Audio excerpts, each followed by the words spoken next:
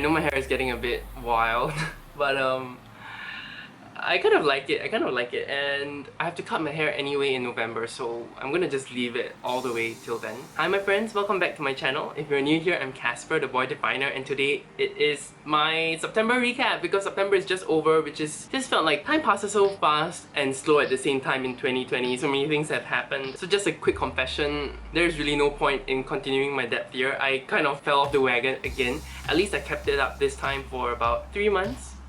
So it's better than before when I failed like in 2 months, so I'll give myself that. I also started out a deck declutter, so if you have not caught that yet, you can check it out in the up there.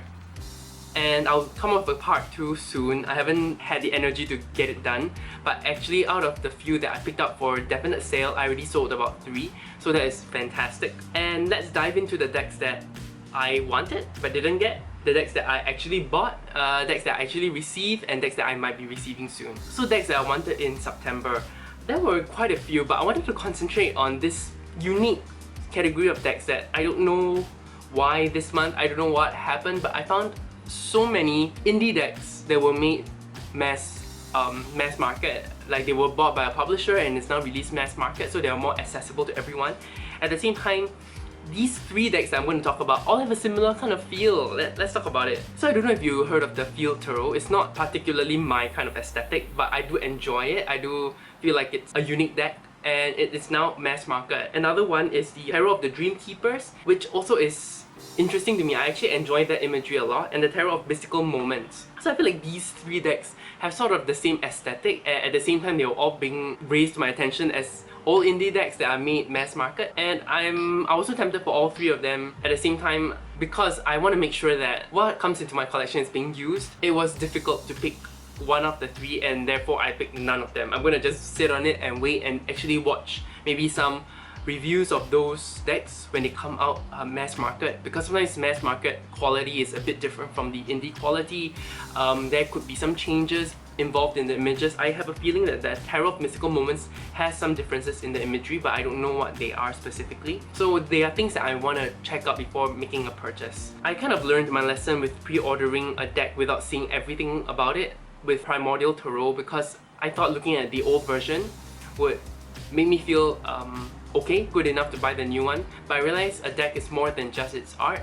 So now I need to be more careful. The tactile nature of the deck is important to me. The design, the overall design choices made by the mass publisher also appeals to me. It has to be right. It has to do the deck justice, do the art justice, and do, you know, the integrity of the deck justice. So that is so important to me, and that's why I feel like I need to hold on before I make any rash purchases. At the same time, let's talk about a rash purchase that I made in September, the Majestic Earth Tarot.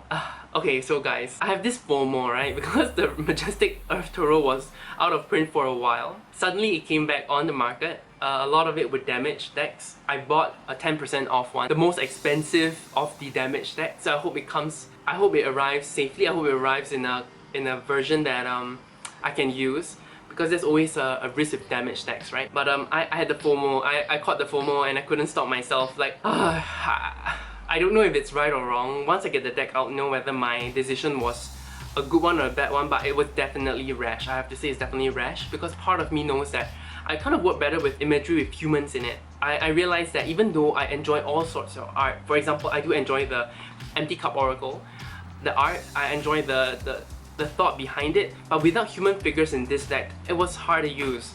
And that's what I realized about myself. Even when I get animal decks such as, you know, the animal decks that I talked about last month, I realized there's a block when I don't see any human figures or any kind of human faces that allow me to identify better with the deck. So buying the Majestic Earth Tarot is a risk. It is a deck that is mainly about scenery, landscapes. I have seen a walkthrough from Sarah from Sunset Bow long time ago, and I did identify with the deck. I just don't know if I can use it, especially because some of the keywords, I feel like some of the keywords have typos, and I don't know if you guys know, but my main job is I'm a technical writer. I write like software instruction stuff. I get really pedantic about spelling mistakes and grammar issues. It is kind of my job. In Chinese we call it 职业病, which is our career illnesses. I don't know if that sounds right, but the career illnesses that, you know, because you're trained to do something in your career, it affects your personal life. This is what we call it, and this is what's happening to me. So every time I get a deck and I see a spelling mistake somewhere, it just bothers me, or some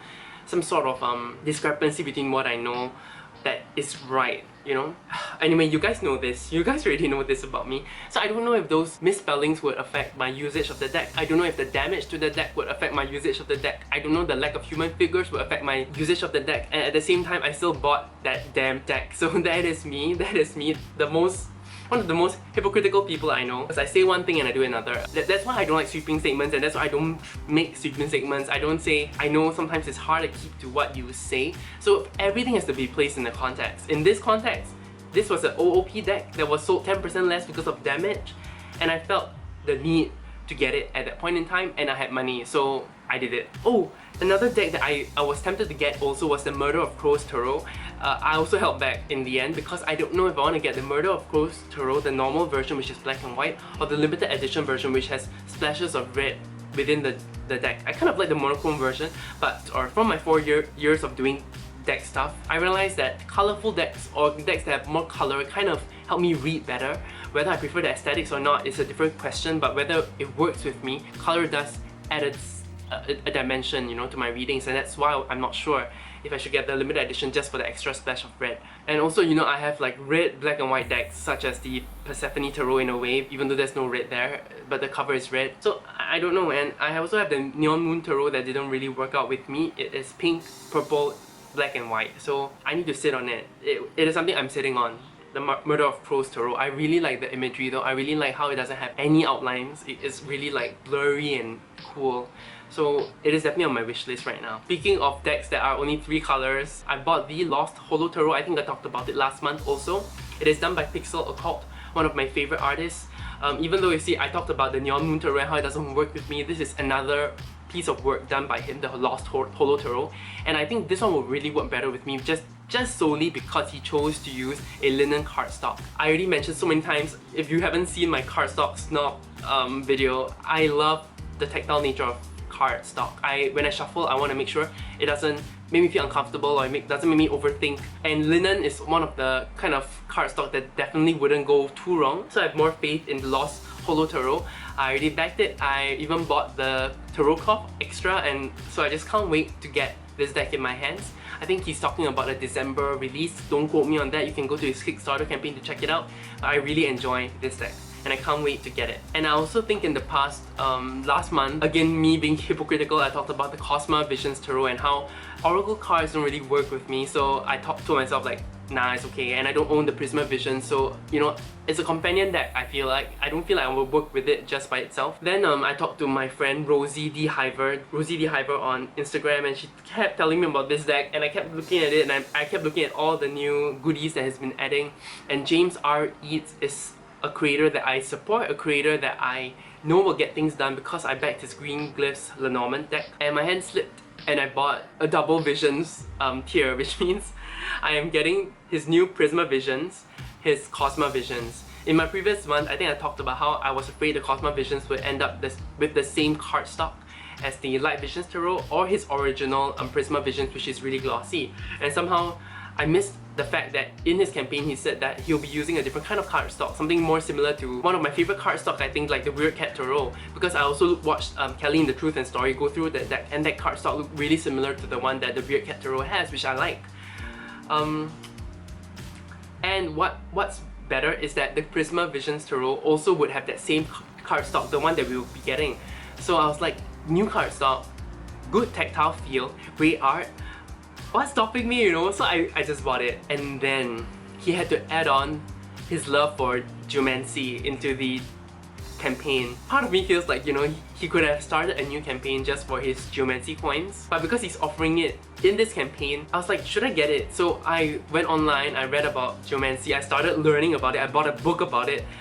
It's crazy. I feel like I should do a video about all the divinatory methods that I actually tried working with across my whole 4 or 5 years in this space. Let me know if you're interested in learning about what I learned about the I Ching, about Geomancy now, Tarot, Oracle. Just so many things that I dived into and never really dove deep with. I think Tarot is the only one that I really dove deeper into. You know, I can talk about my short impressions of each method and see what really fits you know, I don't know, just let me know if you're interested in such a video. So moving on, I decided to also get the GEOMANCY coins, which is another 35 USD on top of the whole thing. And no regrets, I'm just gonna enjoy myself and I'm gonna dive deeper into GEOMANCY. Hopefully I put a pause on it because I had to go back to Feng Shui last week.